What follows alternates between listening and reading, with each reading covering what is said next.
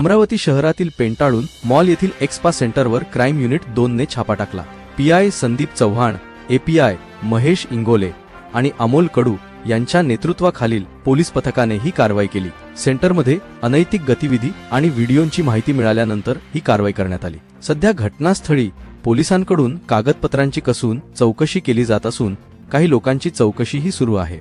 या बातमीच्या गंभीरतेची दखल घेत आमदार सुलभा खोडके आणि आमदार संजय खोडके यांनी मान्सून अधिवेशनात अवैध धंद्यांचा संपूर्ण चिठ्ठाच सभागृहात मांडला। या खुलाशाने सर्व आमदार आणि मंत्री स्तब्ध झाले। यानंतर पालकमंत्री चंद्रशेखर बावनकुळे यांनी अमरावती दौऱ्यावर असताना शहर पोलीस प्रशासनाला जोरदार फटकारले।